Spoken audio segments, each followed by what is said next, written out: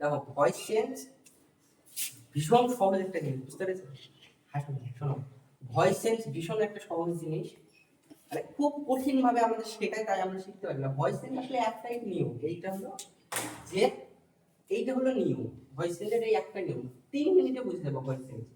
ধরো যে কোনো একটা বাক্য আমি দিলাম, ধরো Ram has played football, Ram has played football, এই বাক্যটা ধরো আমি দিলাম রাম হ্যাজ প্লেড ফুটবল, এই বাক্যটা ভয়েস চেঞ্জ করতে হবে। কি করতে হবে? Voice change. সর্বপ্রথম ভয়েস চেঞ্জ করতে গেলে তোমাদের ভাগ করে নিতে হবে। এবং রাম এখানে সাবজেক্ট, হ্যাজ হলো বিভাগ, প্লেড হলো ভার্বের ভার্ব ফর্ম, ফুটবল হলো মানে অবজেক্ট। বুঝতে পারলাম? সর্বপ্রথম তোমরা বাক্যটাকে ভাগ ভাগ ভাগ ভাগ করে নেবা, বুঝতে পারলাম? তারপরে এই একটা নিয়ম অ্যাপ্লাই করবে। প্রথমে অবজেক্ট লিখতে হয়। কি লিখতে হয়? তাহলে Ram has played football, object K football. তাহলে আমাদের ভয়েস চেঞ্জ করতে গেলে মানে প্র্যাকটিস করতে গেলে প্রথমে কি লিখতে হবে? ফুটবল লিখতে হবে। তারপরে কি লিখতে হবে? ভার্ব।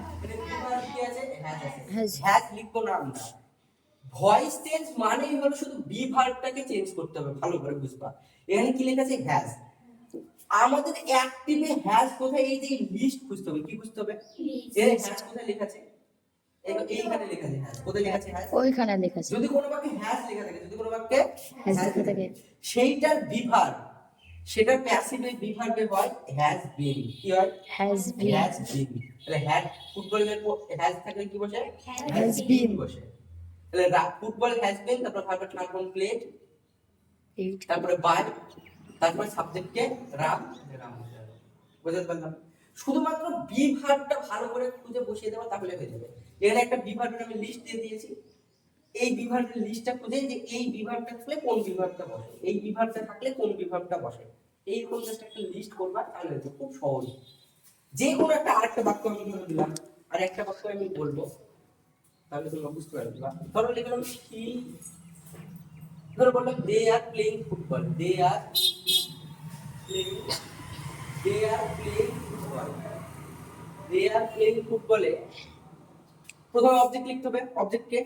ফুটবল, ফুটবল লিখলাম। এবার কি লিখতে হবে? বিভার্ব। বিভার্ব। এখানে কি লেখা আছে? আর।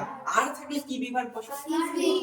আর থেকে ইজ বিং বসে। এই দেখো আর কোথায় লেখা আছে? আর লেখা আছে। এই দিকে শুধু ইজ বিং না, এই দিকে যে গোলগুলো আছে না, এই গোলগুলো এমনি দিই।